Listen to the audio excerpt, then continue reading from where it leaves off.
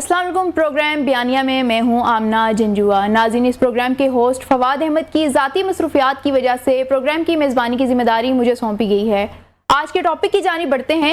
आज़ाद कश्मीर के इंतखाबात ने पाकिस्तानी सियासत में एक तलातम किया हुआ है। आज इन इंतखाबात का दूसरा मरहला था जिसमें मुजफ्फराबाद की 9 जबकि महाजरीन की 12 नशिस्तों पर पोलिंग की गई।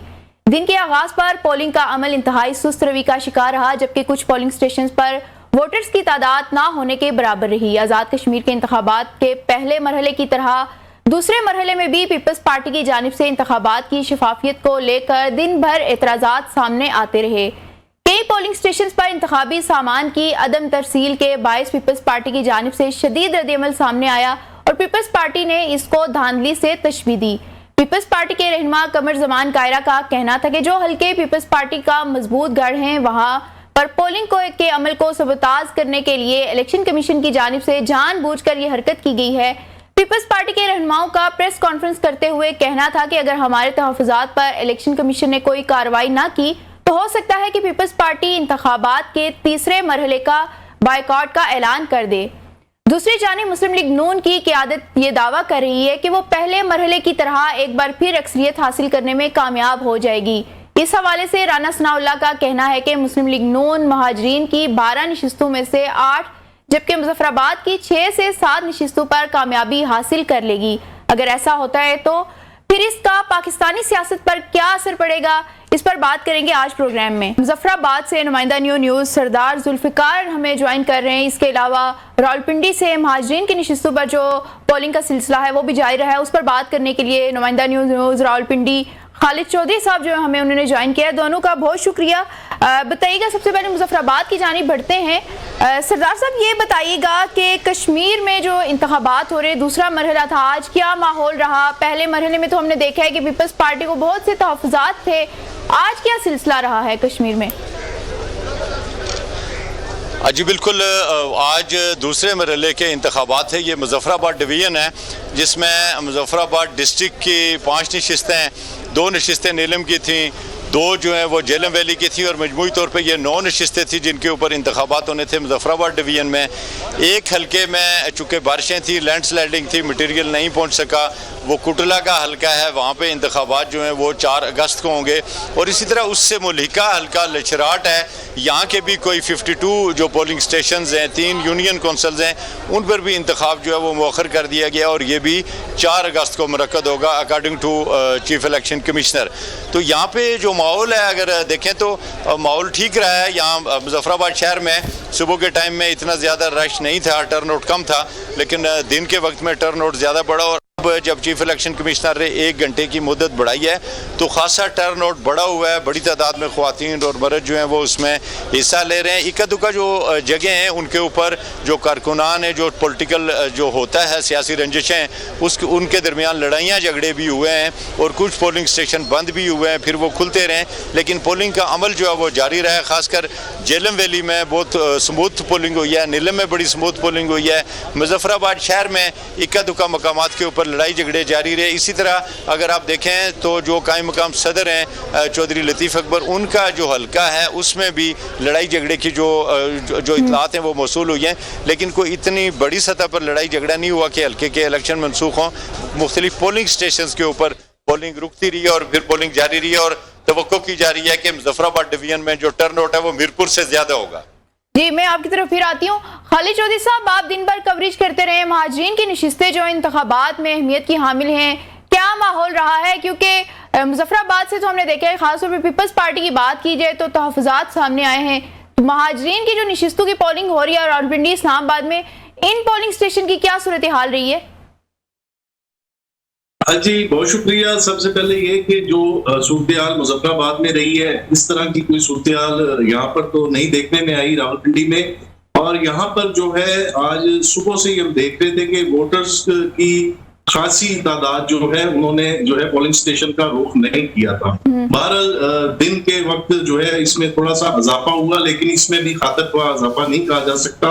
बहरहाल वैली 4 जहां पर नून लीग और पीपल्स पार्टी में कांटेदार मुकाबला था, वहां पर हमने देखा है कि वोटर्स की तादाद जो है वो अगर थी तो मुस्लिम लीग नून से उनका ज्यादा तल्लक देखने में आया। और जो انتخابی کیمپ تھے وہاں پر بھی گہما گہمی جو تھی وہ نون لیگ کی جو مقامی رہنما ہیں ان کی تھی، یا جو بہرحال یہاں پر اگر ویلی 4 کی بات کریں تو یہاں پر جو ہے پیپلز پارٹی کے جاوید بٹ اور اسی طرح جو ہے مسلم لیگ نون سے محمد یاسین لون مد مقابل تھے، اور اگر آئی پی پی کی بات کی جائے تو ان کے حمزہ مجید بزمی جو ہے وہ یہاں سے امیدوار تھے۔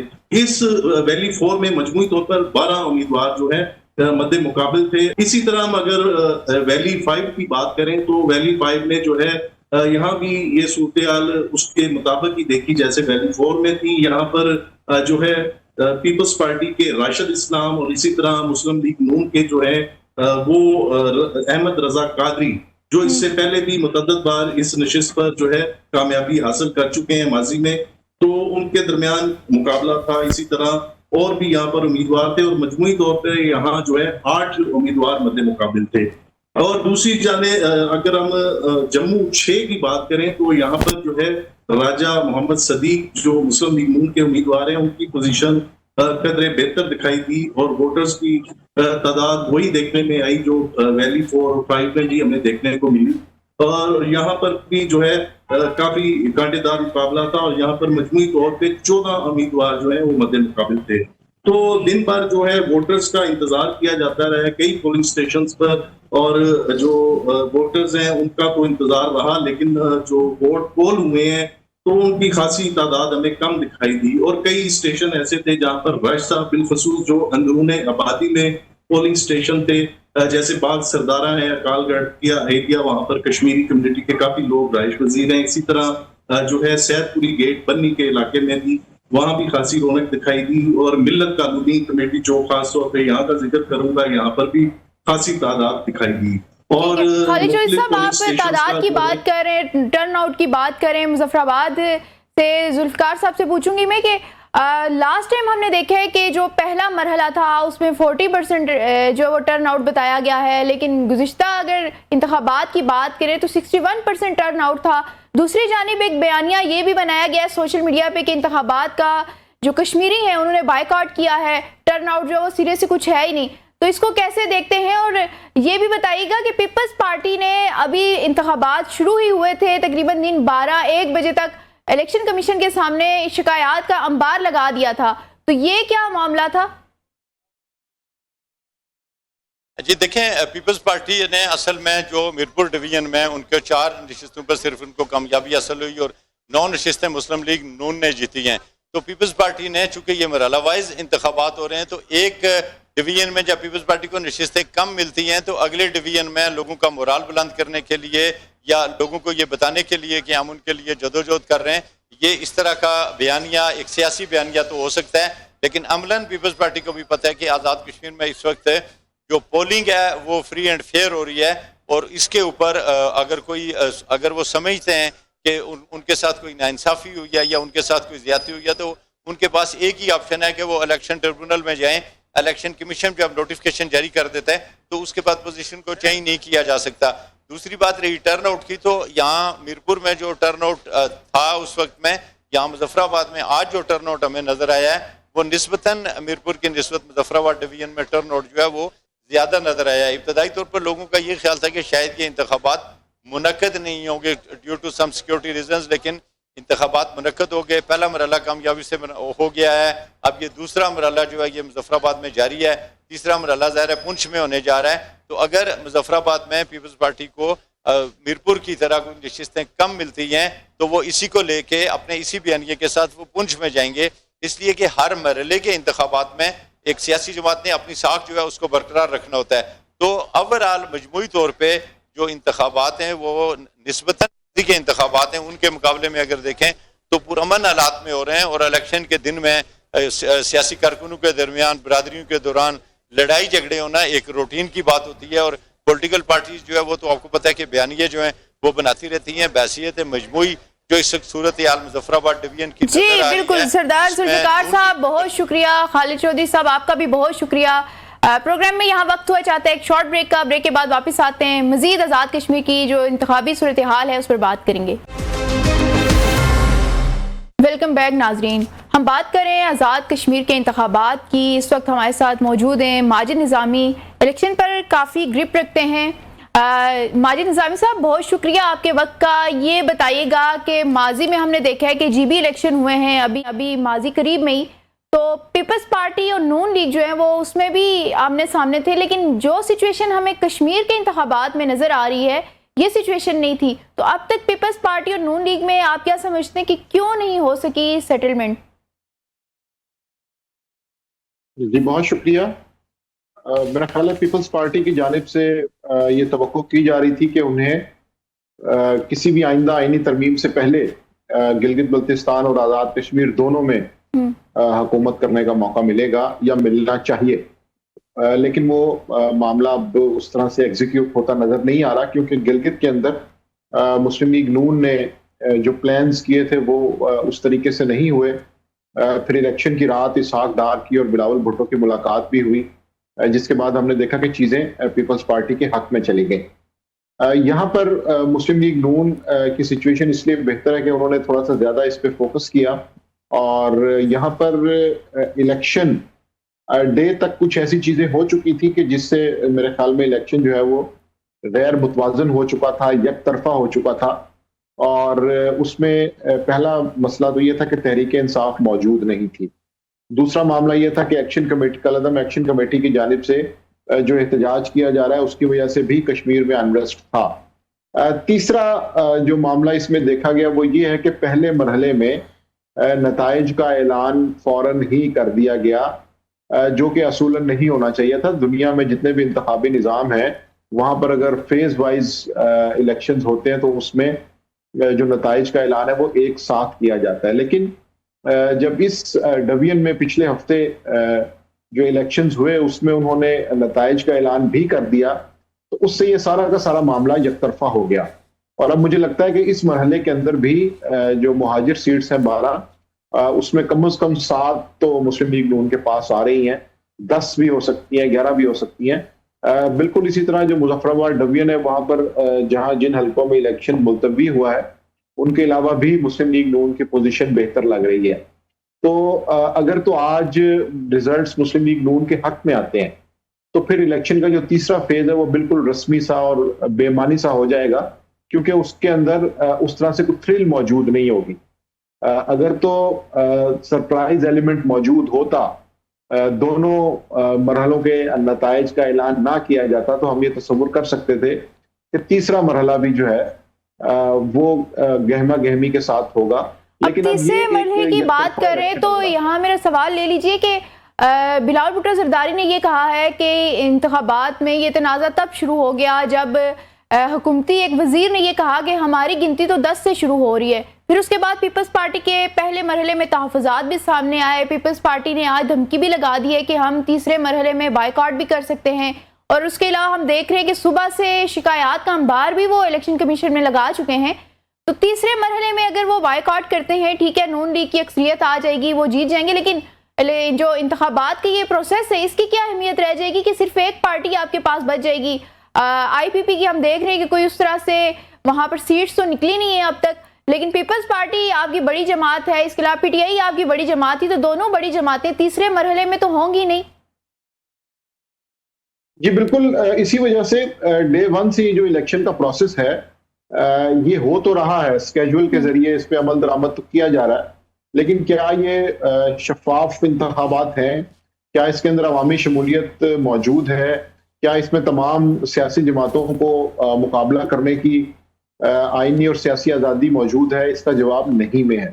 تو جب یہ اتنے ifs and buts موجود ہیں تو اس وقت یہ الیکشن ایک یک طرفہ الیکشن کی صورت اختیار کر گیا ہے کہ جس میں مسلم لیگ نون ہی آگے نظر آ رہی ہے.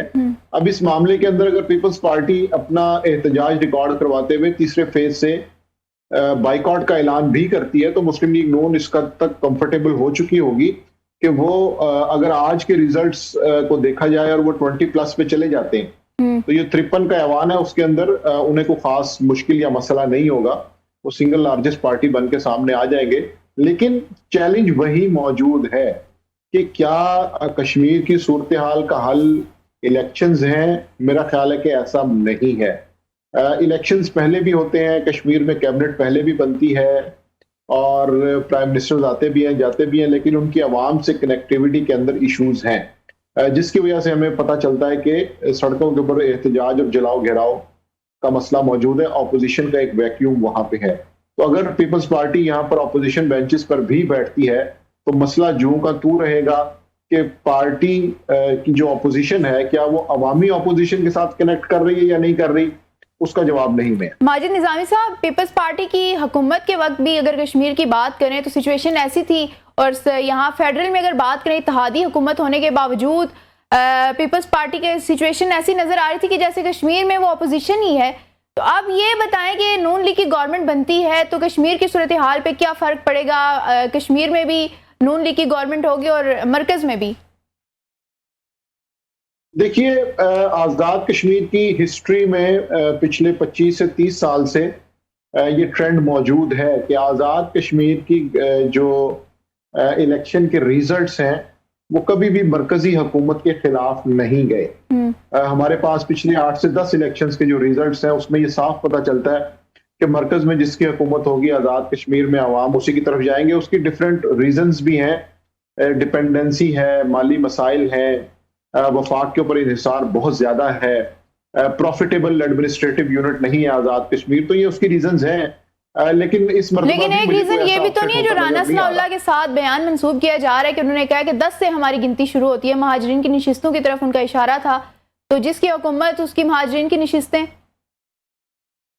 دیکھیے, مہاجرین کی نشستوں کا بڑا دلچسپ معاملہ ہے کہ ان کی جو ڈیلیمیٹیشن ہے اس کے اوپر بات ہونی چاہیے, اور یہ جو کشمیر کے اندر مطالبہ ہے کہ مہاجر نشستوں کو ری وزٹ کیا جائے یہ بالکل درست مطالبہ ہے. اس کی وجہ یہ کہ ان کی جو ڈیلیمیٹیشنز ہیں وہ دیکھ کے بالکل حیرانی ہوتی ہے کہ یا تو کسی حلقے کے اندر 3000 ووٹ ہے تو کسی حلقے کے اندر 1 لاکھ ووٹ ہے, ایک حلقہ جو ہے وہ شہر کے کچھ حصوں پہ مشتمل ہے تو ایک حلقہ جو ہے وہ 2 صوبوں پہ مشتمل ہے, ایک حلقہ جو ہے وہ ایک ڈسٹرکٹ پہ مشتمل ہے, تو ایک حلقہ جو ہے وہ پاکستان کے 90 سے زائد ضلعوں پر مشتمل ہے. تو یہاں پر یہ شفافیت کے مسائل موجود ہیں اور ڈے 1 سے موجود ہیں, ان کے اوپر بات نہیں کی جا رہی تھی. لیکن اب بہرحال جب یہ چیز سامنے آئی ہے, مہاجر نشستوں کا معاملہ یہ کہ 7 نشستیں تو اوور آل پنجاب کے اندر ہی آتی ہیں, اور جو باقی نشستیں بھی ہیں ان کے اندر خیبر پختونخوا کی, اسلام آباد کی جو نشستیں ہیں اس میں بھی مسلم لیگ نون کا بڑا عمل دخل ہے.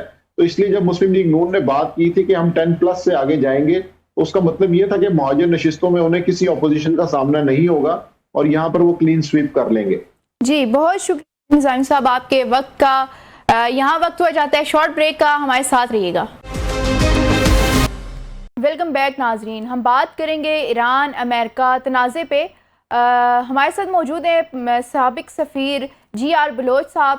السلام علیکم سر. وعلیکم السلام. وعلیکم السلام. بہت شکریہ آپ کے وقت کا. جی آر بلوچ صاحب, یہ بتائیے گا کہ کیسے دیکھ رہے ہیں یہ جنگ جو ہے وہ, اس میں تو تمام کے تمام اندازے جو ہیں وہ غلط ثابت ہو رہے ہیں, ٹرمپ تو مزید پھنستے جا رہے ہیں اس میں. شکریہ. دیکھیے, پہلے تو ہمیں سمجھنے کی ضرورت ہے کہ جو دونوں فریقین ہیں وہ ان کی اوورال اسٹریٹجی کیا ہے. دیکھیے, ایران ایک اپنی ایگزسٹنس کی وار لڑ رہا تھا. It's a war for existence, کہ اس کی اپنی وجود as a state, ideological state اور ایز اے ریجیم, یہ تینوں جو ہیں دونوں جو ہیں وہ اسٹیک کے اوپر ہے. اور پلس آف کورس اس اکنامک وائبلٹی, کیونکہ بیسیکلی وہ آئل ایکسپورٹنگ کنٹری ہے. ڈسپائٹ دیٹ ایران نے یہ رسک لیا کہ اس نے دنیا کی جو چوک پوائنٹ ہے اس کو بند کر دیا کہ آئل نہ جائے گا نہ آئے گا. اس کا مطلب اس میں وہ کیلکولیٹ کر چکے تھے کہ ریزیلینس ہے اس کی قوم میں, اور ان کے اندر کہ وہ 1 ماہ 4 ماہ 5 ماہ اب تو 6 ماہ ہو گئے کو وہ برداشت کر سکیں گے, جو برداشت کرتے رہے ہیں. چونکہ یہ ہمیں کہنا پڑتا ہے کہ اتھارٹیرین ریجیم کا یہی خاصہ ہوتا ہے کہ ان کا گرفت جو ہے اپنے لوگوں پہ بہت زیادہ ہوتا ہے, اور وہ پھر ان کے ٹالرنس لیول کو اوپر لے جاتے ہیں. یہ بڑا باریک نقطہ ہے جو بہت ساری کنٹریز پہ ثابت آتا ہے, شاید ہمارے لیے بھی ریلیونٹ ہو کسی حد تک. تو اسی طرح سے, لیکن اس کے برعکس جو یو ایس کا وار آبجیکٹو تھا یا اس کا جو पर्पस था जो नजर आया था हमें कि एक क्विक विक्ट्री होगी, इसको मैं इस ईरान के रिजीम को चेंज कर दूंगा, और दिस इज व्हाट उसने सबक सिखाया इसको, like a naive guy, he accepted, जो नेतन्याहू ने उसे कहा कि एक क्विक विक्ट्री मेरे पास होगी, और नवंबर में जब मैं जाऊंगा मिड टर्म इलेक्शन में तो एक विक्ट्री बैज मेरे पर लगाऊंगा। बस कंप्लीट अंदाजे उसके बरक्स हो गए। तो अब ईरान वाकई कोई शक नहीं इसके अंदर से फंस चुका है, ना वो लड़ सकता है लंबी देर तक लड़ाई क्योंकि उसकी कॉस्ट इतनी बढ़ा दी है ईरान ने, और ना उसको छोड़ सकता है क्योंकि इस तरह से फिर इन अ वे जो नोशनली तो उनको डिफीट हो गई है। हम सभी लोग कहते रहे कि परसेप्शन लेवल के ऊपर ईरान चूंकि खड़ा रहा अपने उसके सामने, उसको बर्दाश्त किया पेन को, तो वो जीत चुके हैं। लिहाजा ये बड़ा डिलेमा है इस वक्त, एक बहुत बड़ा पैराडॉक्स है, लेकिन इस पैराडॉक्स के अंदर अच्छी बात यह है कि बातचीत के दरवाजे फिर दोबारा अल्हम्दुलिल्लाह जी यार बलोच साहब, ये देखें कि ईरान ने तो अपने आप को डिफेंड किया है और उसने साबित किया है कि अपने से बड़े दुश्मन को उसने उसके आगे रेजिस्ट किया है, लेकिन ट्रंप की बात करें तो वो तो बुरी तरह फंसे हुए दिखाई दे रहे हैं। अभी अमेरिका ने ईरान पर तमाम जो बड़े हमले करने के दावे किए थे उनको भी मौखर करने का ऐलान कर दिया है, तो ये भी चीज़ें ईरान की फेवर में जा रही हैं और दुनिया को बता रहा है ईरान के वो कोई छोटी स्टेट नहीं है।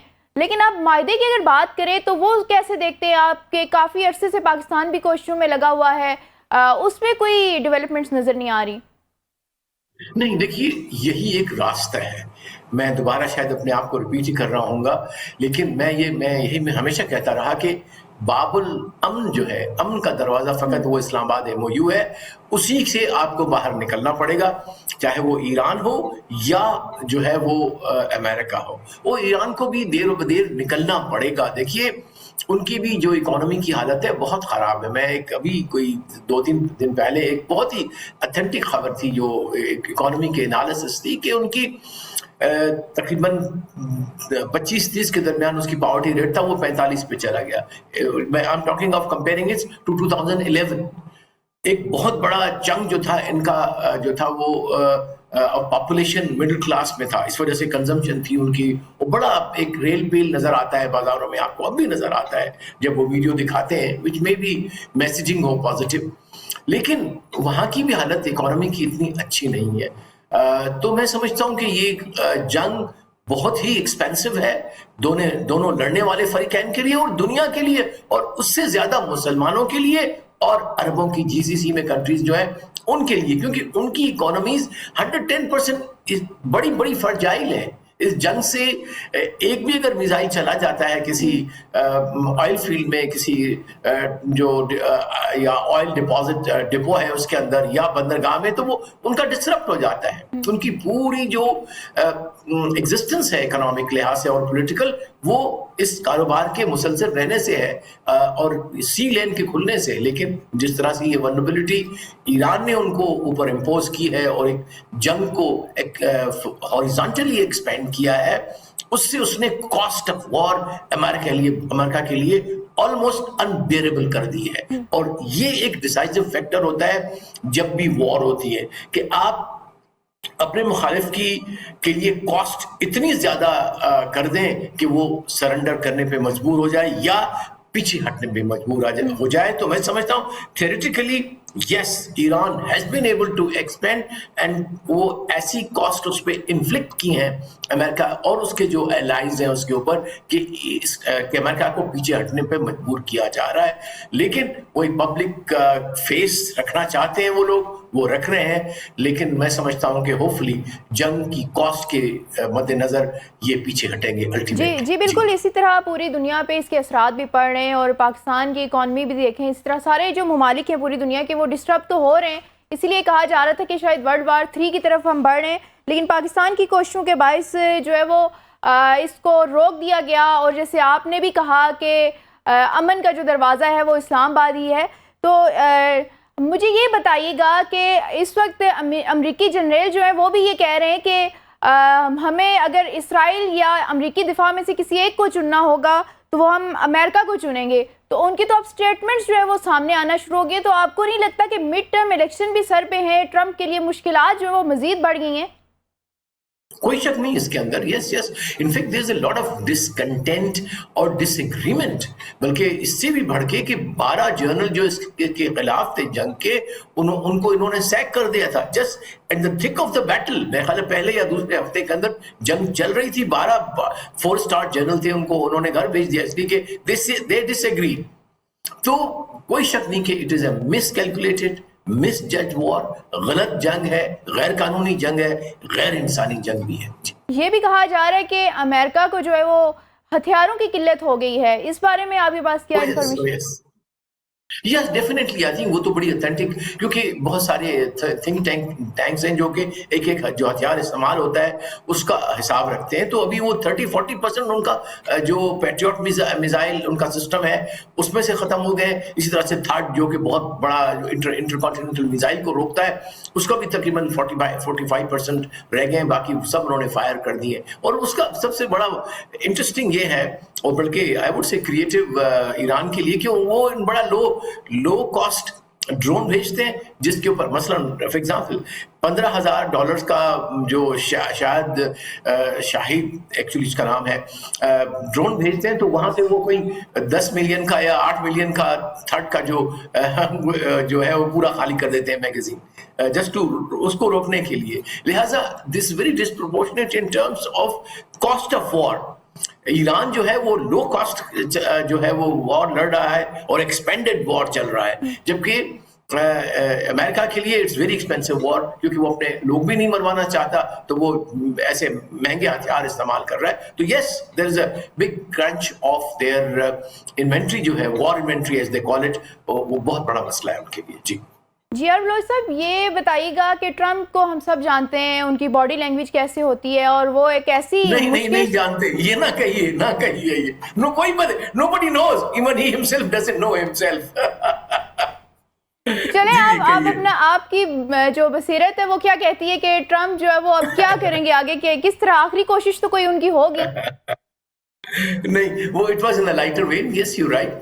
लेकिन एक चीज बड़ी वाज़ेह है कि ट्रम्प जो है वो हिज कैरेक्टरिस्टिक, जो कि वो उसने खुद एक बनाया हुआ है कि I am very unpredictable, that is how he kind of pledge big games, जो कि लड़ी है उसने और कहीं मार खाई है कहीं नहीं खाई है. I think and he has learned that in his business, जिसने उसने अपना बिजनेस ऊपर लेके गया है.